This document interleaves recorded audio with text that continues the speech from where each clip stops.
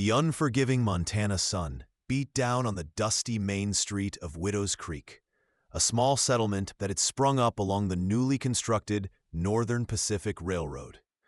Samuel Blackwood sat on the weathered porch of Doc Miller's office, his calloused hands gripping the armrests of the rocking chair, as if they were the only things keeping him tethered to this world.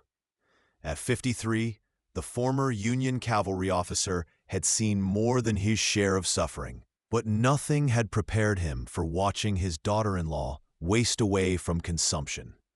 The door behind him creaked open, and Doc Miller stepped out, removing his spectacles and wiping them with a handkerchief, his face a mask that Samuel had learned to read all too well over the past 3 months. "How is she?" Samuel asked, his voice rough like leather left too long in the sun. "No better, I'm afraid.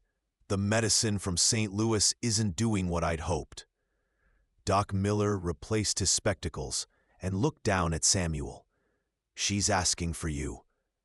Samuel nodded and rose to his feet, feeling every one of his years in the creaking of his joints and the dull ache in his back, where a rebel bullet still nestled too close to his spine to remove. He stepped into the dim interior of the doctor's office, the familiar smells of carbolic acid and herbs assaulting his nostrils. In the back room, on a narrow bed beneath a window that let in strips of golden light through partially closed shutters, lay Elizabeth Blackwood. At 24, she should have been in the prime of life, not reduced to this pale, thin figure whose chest rose and fell with visible effort, each breath a battle against the disease consuming her lungs. If you're enjoying this story, please subscribe to the channel. Where are you watching from today? Elizabeth's eyes fluttered open as Samuel approached, and a weak smile formed on her cracked lips. "Pa," she whispered, the single syllable seeming to cost her greatly.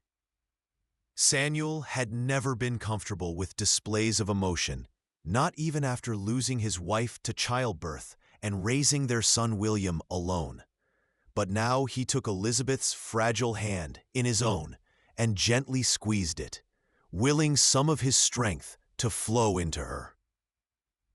"I'm here, Lizzie," he said, using the nickname his son had given her when they were courting. "Don't you worry about a thing." Elizabeth's chest heaved as a coughing fit overtook her, and Samuel helped her sit up, supporting her shoulders until the spasm passed. When it finally did, there was blood on the handkerchief she pressed to her mouth. "It hurts to breathe," she cried, tears tracking down her hollowed cheeks.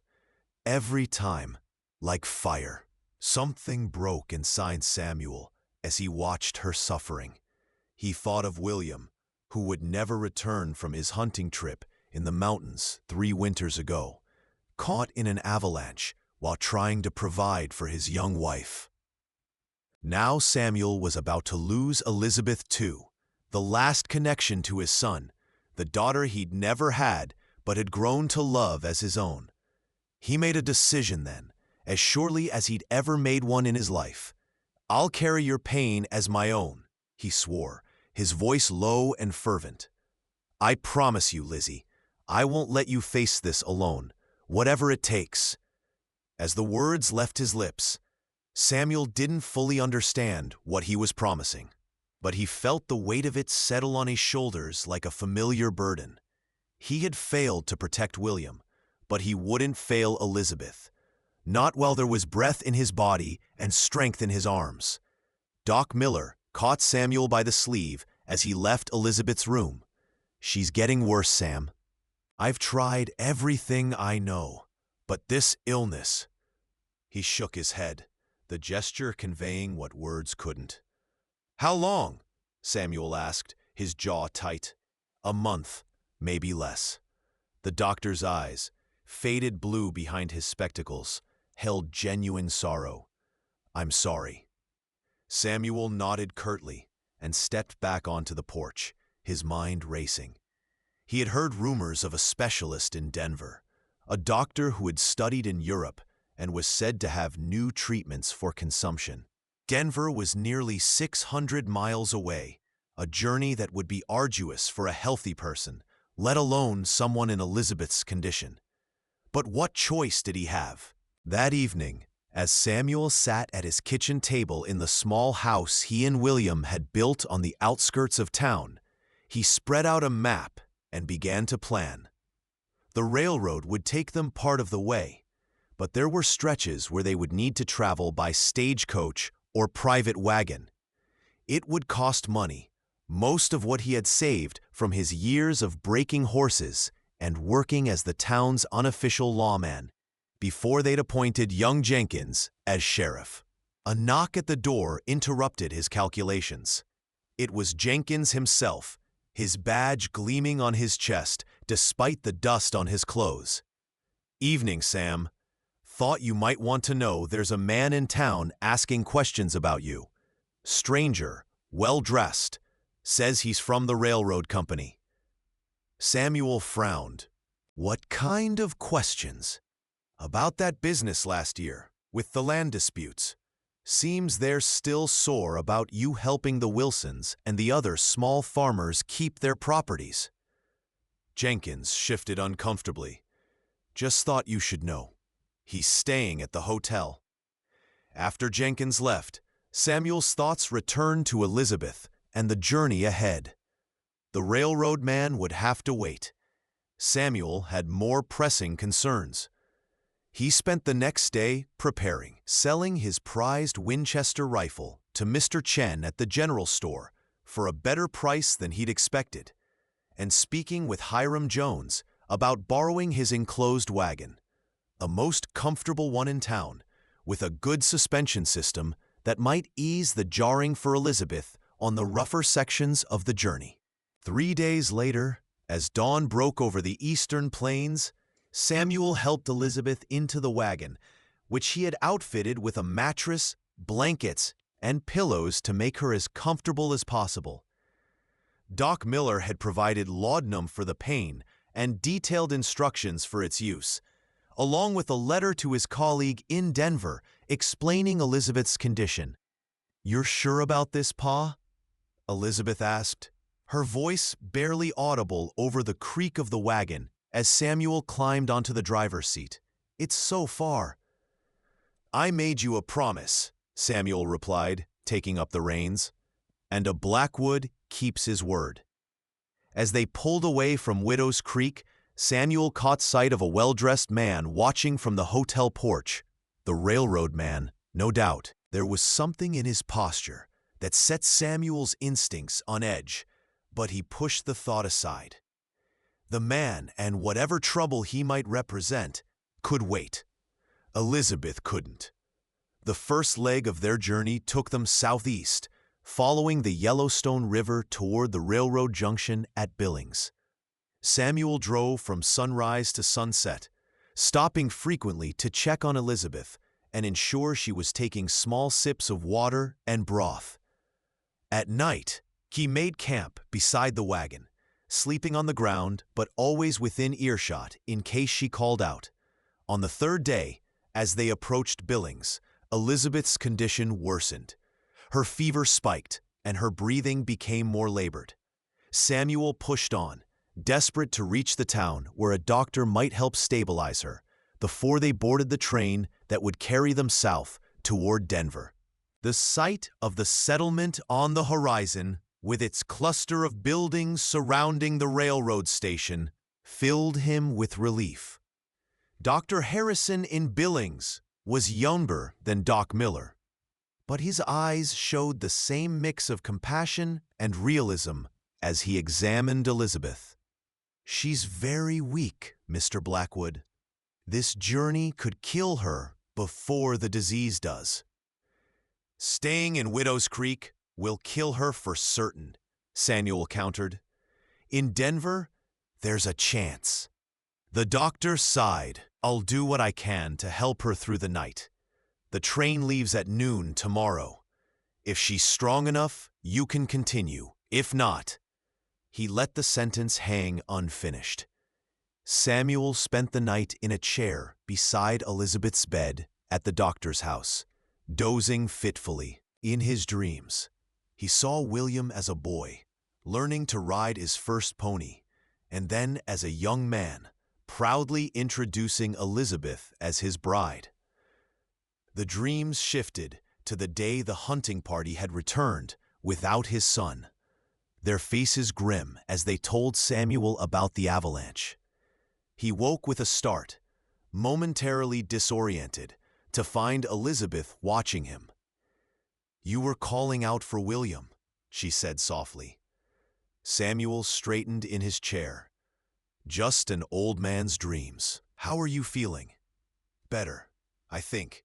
Dr. Harrison's medicine helped." She reached out and touched Samuel's weathered hand. "Pa, I need to tell you something. If I don't make it to Denver—" "Don't talk like that," Samuel interrupted. "You'll make it. We both will." Elizabeth shook her head slightly. "Listen to me. William wanted you to know. The day before he left, we found out I was expecting. He was so happy, Pa. He was going on that hunting trip to get extra meat to smoke for the winter, for me and the baby." Samuel felt as if he'd been struck in the chest. A grandchild. William had been going to be a father. "The baby," he began. "I lost it," Elizabeth whispered. "After we got news of William, the grief, my body couldn't hold on to our child." Fresh tears welled in her eyes. "I'm so sorry, Pa. I've failed you both." Samuel moved from the chair to sit on the edge of the bed, gathering Elizabeth into his arms as gently as if she were made of spun glass. "You listen to me, Elizabeth Blackwood. You have never failed anyone. You made my son happier than I've ever seen him. You've been the daughter I never had. And now we're going to get you to Denver, and you're going to get well, because that's what William would want. That's what I want." Elizabeth nodded against his shoulder, and Samuel held her until she drifted back to sleep. When morning came, Dr. Harrison pronounced her stable enough to continue the journey, though he warned Samuel to watch her closely for any signs of deterioration. By noon, they were aboard the train heading south. Elizabeth settled in a private compartment Samuel had paid extra for, to shield her from the curious and sometimes fearful glances of other passengers at her consumptive appearance. As the train clattered along the tracks, Samuel gazed out the window at the changing landscape. The vast Montana prairies gave way to the rugged terrain of Wyoming Territory, the mountains rising in the distance like sentinels. Elizabeth slept for much of the ride, the rhythm of the train seeming to soothe her. When she was awake, Samuel would read to her from a dog-eared copy of The Pilgrim's Progress he had brought along, or tell her stories of William's childhood that made her smile despite her pain. At a stop in Cheyenne, Samuel disembarked briefly to send a telegram to the doctor in Denver, informing him of their imminent arrival. As he made his way back to the train, a voice called out his name. Samuel turned to see a man in an expensive suit approaching. It was the stranger from Widow's Creek. "Mr. Blackwood," the man said, extending his hand. "Jonathan Prescott, Northern Pacific Railroad. I've been hoping for a chance to speak with you." Samuel reluctantly shook the offered hand, his expression guarded. "This isn't a good time, Mr. Prescott. I'm traveling with my daughter-in-law, who's very ill." "Yes, I heard about Mrs. Blackwood's condition. My sympathies." Prescott's tone was smooth, practiced. Samuel studied the man, noting the calculating look behind the veneer of concern. "My land isn't for sale, Mr. Prescott. Now, if you'll excuse me, I need to get back to Elizabeth." Prescott's expression hardened slightly. "Don't be hasty, Mr. Blackwood. This offer won't remain open indefinitely, and there are other ways for the railroad to acquire the land it needs." "Is that a threat?" Samuel asked, his voice dangerously quiet. "Merely a statement of fact. Progress can't be stopped." "Mr. Blackwood, It's better to benefit from it than to stand in its way. Prescott tipped his hat. I'll be in Denver for the next 2 weeks. Think about it. Samuel returned to the train compartment, his mind troubled by the encounter.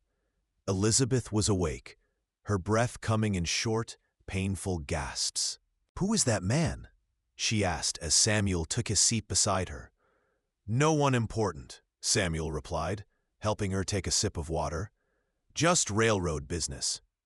Elizabeth's eyes, though dulled by illness, still held a sharp intelligence. "Is it about the land? William told me they've been trying to buy it for years." Samuel nodded reluctantly. "They want to put a spur line through our property, connect to the mines in the foothills." "And you won't sell?" "That land is Blackwood land. William was born there. I promised his mother I'd keep it in the family." Samuel's jaw set in a stubborn line. "Besides, if we let them take our land, the Wilsons and Johnsons would be next. The whole community would be uprooted." Elizabeth was silent for a long moment, her fingers plucking weakly at the blanket covering her.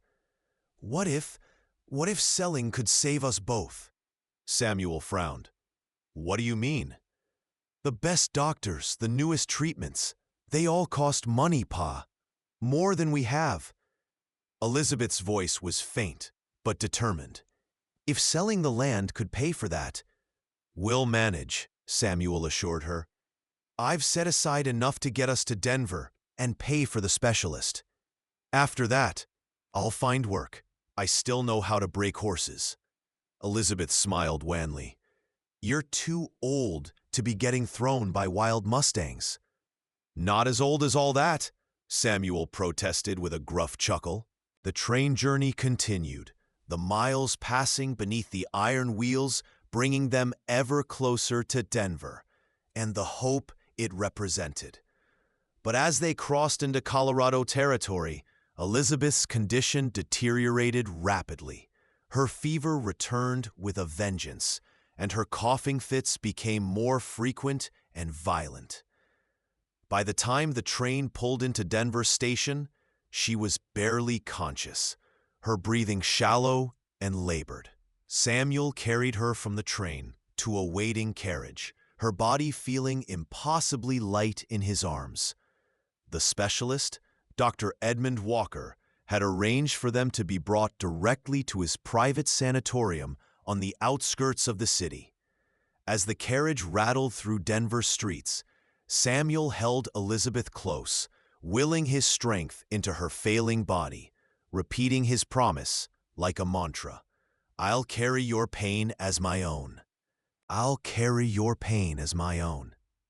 The sanatorium was a large, imposing structure set amidst carefully tended gardens, with wide verandas where patients sat, wrapped in blankets, taking in the mountain air that was supposed to be beneficial for those suffering from consumption. Dr. Walker met them at the entrance, a tall, distinguished man with a trim beard and penetrating eyes. He took one look at Elizabeth and immediately directed orderlies to take her to a private room. "She's in a critical state," he told Samuel frankly after examining her. "We'll do everything we can, but I must be honest, she should have been brought here months ago." "We came as soon as we knew about you," Samuel said, a defensive edge to his voice. "We're from Montana, Widow's Creek, small town." Walker nodded understanding. "Of course, the important thing now is that she's here. We'll begin treatments immediately. The new European protocols have shown some promise, even in advanced cases." The days that followed were a blur of anxiety and hope for Samuel. Elizabeth was subjected to a regimen of treatments, special diets, herbal preparations, carefully controlled exposure to fresh air, and experimental medicines that Dr. Eilert Berenson Walker had brought back from his studies in Germany and France. Samuel remained by her side as much as the doctor would allow, reading to her, talking to her, even when she was too weak to respond. A week into their stay, Samuel returned to Elizabeth's room after a brief walk in the gardens to find Dr. Walker waiting for him, his expression grave. "Mr. Blackwood, I need to speak with you about your daughter-in-law's condition." Samuel braced himself. "Tell me straight, doctor. The disease has progressed further than I initially thought. Her left lung is almost completely compromised, and the right is showing significant damage. The treatments are helping with her comfort, but—" Dr. Walker hesitated. "She's dying," Samuel finished for him. The doctor nodded slowly. "I believe she has weeks rather than months. I'm sorry." Samuel stood motionless, absorbing the blow. He had known, deep down, that this might be the outcome, but hearing it stated so plainly made it real in a way he had been avoiding. "Does she know?" "I haven't told her yet. I thought you might want to be present when I do." Samuel shook his head. "No. Let her keep hope as long as she can. If she asks directly, we'll tell her the truth. Otherwise—" Dr. Walker placed a hand on Samuel's shoulder. "I understand, but there's something else you should know. There's a new surgical procedure being developed in New York. Very experimental, very risky, but it's shown some success in cases like Mrs. Blackwood's. It involves removing portions of the affected lung.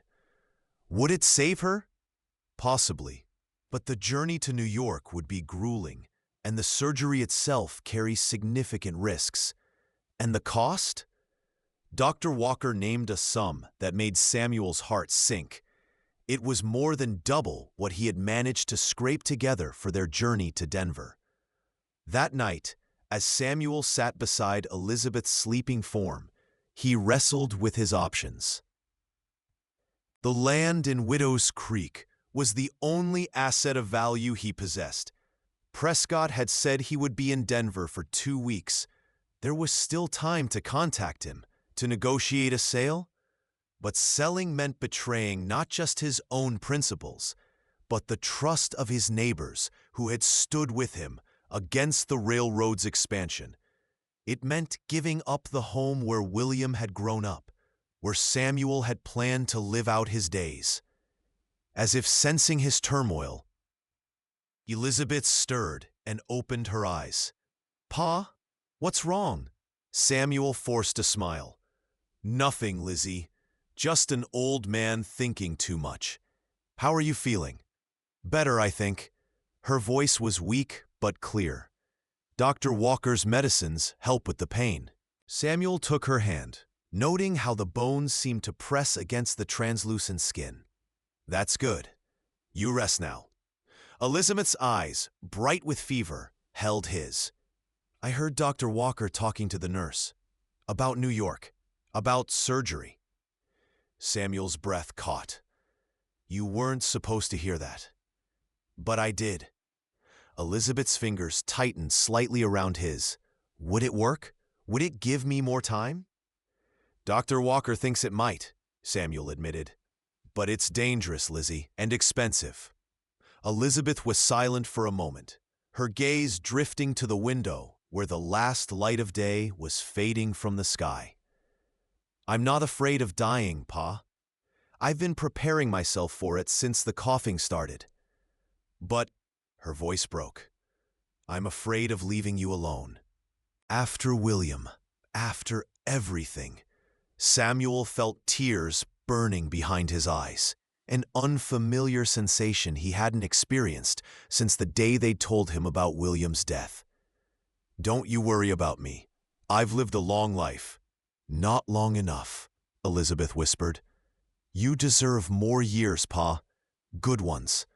She coughed, a wet rattling sound that tore at Samuel's heart. "If there's a chance, even a small one, I want to try. For both of us." In that moment, looking into her eyes, Samuel made his decision. "All right, Lizzie, we'll try." The next morning, Samuel sent a message to Jonathan Prescott at his Denver hotel, requesting a meeting. The railroad man arrived at the sanatorium that afternoon, his expression carefully neutral as Samuel led him to a quiet corner of the garden. "I'm prepared to discuss the sale of my land," Samuel said without preamble. Prescott raised an eyebrow. "I'm pleased to hear that, Mr. Blackwood. May I ask what changed your mind?" Samuel gestured toward the sanatorium. "My daughter-in-law needs surgery in New York. It might save her life." Understanding dawned in Prescott's eyes. "I see. And this surgery, I assume, is costly." "More than I can afford," Samuel admitted, the words tasting like ash in his mouth. Prescott nodded thoughtfully. "The railroad's offer still stands, of course, but given the circumstances, perhaps we could come to an even more mutually beneficial arrangement." Samuel's eyes narrowed. "What kind of arrangement?" "The railroad has connections with some of the finest medical institutions in the East. We could ensure Mrs. Blackwood receives the very best care, all expenses paid. In return, you not only sell your land, but also use your influence with your neighbors to convince them to sell as well." Prescott smiled thinly. "A comprehensive solution to both our problems." Samuel felt a surge of anger. "You want me to betray my neighbors, the people who stood by me, by my family?" "I prefer to think of it as helping them see reason," Prescott replied smoothly. "Progress is inevitable, Mr. Blackwood. The railroad will expand. The only question is whether you and your community benefit from it or are simply displaced by it." Samuel stood, his hands clenched at his sides. "I'll sell my land, Mr. Prescott. For a fair price, enough to pay for Elizabeth's treatment and to help my neighbors relocate if it comes to that. But I won't be your agent. I won't convince them to sell against their interests." Prescott considered this for a long moment. "Very well. I believe we can work within those parameters. I'll have the paperwork drawn up immediately." He extended his hand. "We have a deal, Mr. Blackwood." Samuel shook the offered hand, feeling as though he had made a deal with the devil himself. But for Elizabeth, he would have done far worse. 2 days later, with the sale of the Blackwood property finalized and the money transferred to Samuel's account at the Denver bank, Dr. Walker made arrangements for Elizabeth's journey to New York. A private rail car was secured, outfitted with medical equipment and a nurse to attend to Elizabeth during the trip. Samuel insisted on accompanying her, despite Dr. Walker's suggestion that he might want to remain in Denver, given his age and the arduous nature of the journey ahead. "I made her a promise," Samuel said simply. "I intend to keep it." The journey east was a test of endurance for both Samuel and Elizabeth. Though the private rail car provided more comfort than their earlier travels, Elizabeth's condition continued to fluctuate, with periods of relative lucidity interrupted by bouts of fevered delirium and coughing fits that left her exhausted. Samuel barely slept, constantly at her side, wiping her brow with cool cloths, helping her take sips of water, and reading to her in a low, steady voice when she was awake enough to listen. As they crossed the Mississippi River, Elizabeth rallied somewhat, the nurse attributing it to a temporary stabilization common in the disease's progression. She was able to sit up for short periods, and during one such respite, she asked Samuel about the sale of the land. "How much did they pay you, Pa? Was it enough?" Samuel nodded. "More than enough for your treatment, and something left over to help the neighbors if they need it." Elizabeth's eyes filled with tears. "You shouldn't have had to sell. That land was supposed to be William's legacy, our children's legacy." Samuel took her hand. "Land is just land, Lizzie. Family is what matters." William understood that. He'd have sold it in a heartbeat if it meant saving you. "But it was your home for so long." "Home isn't a place," Samuel said softly. "It's the people you love. William taught me that when he brought you home. And wherever we end up after all this, that'll be home too." Elizabeth managed a smile through her tears. "You're a good man, Samuel Blackwood." "Just stubborn," Samuel replied with a gruff chuckle. "Now rest. We've still got a long way to go." They arrived in New York City on a crisp autumn morning, the metropolis a shock to Samuel's senses after the open spaces of the West. The noise, the crowds, the towering buildings, all of it seemed designed to make a man feel small and insignificant. Elizabeth was transferred directly from the train station to Columbia Medical College, where Dr. Gregory Thornton, a pioneer in thoracic surgery, was waiting to examine her. Dr. Thornton was younger than Samuel had expected, with keen eyes and steady hands that moved with precision as he examined Elizabeth. After a thorough assessment, he met with Samuel in his office, a room lined with medical texts and anatomical drawings. "Mrs. Blackwood's case is advanced," Dr. Thornton began, "but not beyond the reach of surgical intervention.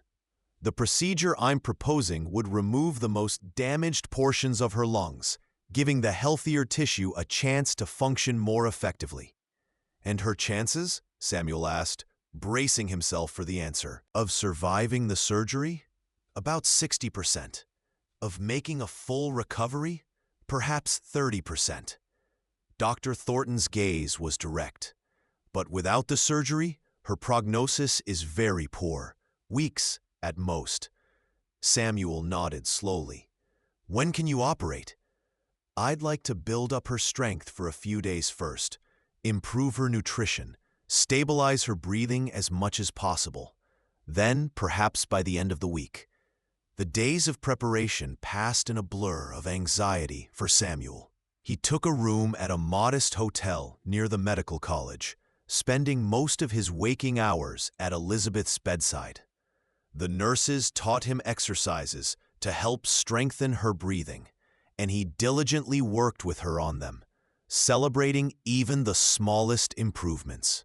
On the night before the surgery, Samuel sat with Elizabeth late into the evening. She seemed calmer than he felt, her acceptance of what lay ahead a stark contrast to the turmoil in his own heart. "If I don't make it through tomorrow," she said softly, "I want you to know how grateful I am for everything." Samuel shook his head. "None of that talk. You're going to be fine." Elizabeth smiled. "I hope so, but just in case." She reached for his hand. "William loved you so much, Pa. He would tell me stories about growing up with you, how you taught him to ride and shoot and be a good man. He was so proud to be your son." Samuel felt his throat tighten. He was a better man than me. Always was. "No," Elizabeth said firmly. "He was exactly the man you raised him to be, and that's why I know, whatever happens tomorrow, you'll be all right. Because you're the strongest person I've ever known." Samuel couldn't speak past the lump in his throat. He simply squeezed her hand and nodded, hoping she understood all the things he couldn't say. The morning of the surgery dawned clear and cold. Samuel walked beside the gurney as Elizabeth was wheeled to the operating theater, holding her hand until the last possible moment. As the doors closed, separating them, he felt a wave of helplessness wash over him. For all his strength, all his determination, there was nothing more he could do now. Elizabeth's fate was in the hands of Dr. Thornton and, Samuel silently acknowledged, a God he hadn't spoken to much since the war. The hours of waiting were the longest of Samuel's life. He paced the corridor outside the operating theater, ignoring the sympathetic glances of passing nurses and doctors. When Dr. Thornton finally emerged, his surgical apron stained with blood, Samuel felt his heart stop for a moment. "She's alive," Dr. Thornton said, removing his mask. The surgery was more complex than anticipated. The disease had spread further than we could see in our examinations. But she fought hard. She's in recovery now. Samuel sagged against the wall, relief flooding through him. When can I see her? She'll be unconscious for several hours yet. Why don't you get some rest? One of the nurses will fetch you when she's ready for visitors. But Samuel refused to leave. He stationed himself outside the recovery room, declining offers of food and rest until finally a nurse came to tell him that Elizabeth was awake and asking for him. She looked impossibly fragile in the hospital bed, tubes draining fluid from her chest, her breathing shallow but steady. Her eyes, when they found Samuel's, were clear for the first time in months. "You're here," she whispered. Samuel moved to her side, carefully taking her hand. "Where else would I be? How do you feel?" "Like I've been trampled by a herd of cattle," Elizabeth replied with a weak attempt at humor. "But I can breathe, Pa. It doesn't burn like before." Dr. Thornton, who had entered behind Samuel, nodded in satisfaction. "That's a very good sign, Mrs. Blackwood. The surgery appears to have been successful in removing the most diseased tissue. Your recovery will be long, but I'm cautiously optimistic." In the weeks that followed, Elizabeth's progress was slow but steady. There were setbacks, infections that required additional treatments, days when the pain seemed overwhelming. But through it all, Samuel remained at her side, a steadfast presence in the strange, sterile world of the hospital. He learned the medical terminology, the names of medications, the signs to watch for that might indicate complications. The nurses began to consult him almost as they would another medical professional, respecting his intimate knowledge of Elizabeth's condition and responses. As autumn gave way to winter, Elizabeth was strong enough to take short walks in the hospital garden, bundled against the cold, leaning on Samuel's arm. Her face, once gaunt and gray, had begun to regain some of its color. And while she was still thin, she was no longer the skeletal figure who had left Widow's Creek months before. "Dr. Thornton says I might be able to leave the hospital soon," she told Samuel one crisp December day as they sat on a bench watching snowflakes begin to fall. "Not to travel yet, but to stay somewhere nearby for continued treatment." Samuel nodded. "I've been looking at rooms to let. Found a decent place not far from here, run by a widow who used to be a nurse. She understands about your condition." Elizabeth was quiet for a moment, watching the snow accumulate on the bare branches of a nearby tree. "And after that, when I'm well enough to travel? What then, Pa?" It was a question Samuel had been pondering for weeks.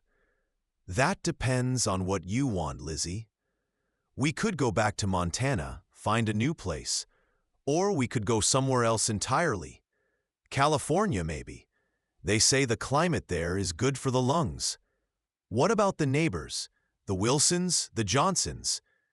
Had a letter from Jenkins last week. The railroad's been making offers, but no one's selling yet. They're holding firm, waiting to see what happens." Samuel's voice held a note of pride. "Tough bunch, those folks." Elizabeth turned to look at him, her eyes searching his face. "Do you regret it, selling the land?" Samuel considered the question honestly. The land had been his anchor for so many years, the thing that had kept him rooted after losing his wife, after the war had left its scars on his body and soul. But sitting here, watching the color returning to Elizabeth's cheeks, feeling the steady rise and fall of her breathing where her shoulder touched his, he knew the answer with certainty. "Not for a moment," he said. "Land is just dirt and rock. You can always find more of it. Family," he cleared his throat, uncomfortable with the emotion threatening to overwhelm him. "Family is what matters. William knew that. Took me longer to figure it out." Elizabeth leaned her head against his shoulder. "He would be proud of you, Pa. So proud." As the snow fell around them, coating the garden in a blanket of white, Samuel felt a peace he hadn't known in years. The future was uncertain. Elizabeth's health would always be fragile, requiring care and attention. They would need to build a new life somewhere, find new purpose. But they would do it together, carrying each other's burdens, sharing each other's pain and joy. That, Samuel realized, was what he had really promised that day in Doc Miller's office. Not to take away Elizabeth's suffering, but to ensure she never faced it alone. "I'll carry your pain as my own," he had sworn. And he would, for as long as she needed him, because that was what family did. That was what love meant. In the end, it was the simplest and most profound truth Samuel Blackwood had ever learned. As they rose to return to the warmth of the hospital, Elizabeth squeezed his arm gently. "Thank you, Pa, for everything." Samuel covered her hand with his own, his weathered skin against her younger but equally scarred fingers. "No, Lizzie, thank you for teaching this old man what really matters." The snow continued to fall as they walked back toward the hospital. Two figures leaning on each other, making their way forward step by step into whatever future awaited them. Behind them, their footprints filled slowly with snow, erasing the path they had taken, while ahead, the untouched white stretched out like a blank page, waiting for their story to continue.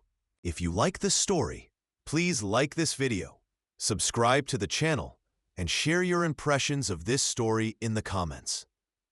To listen to the next story, click on the box on the left.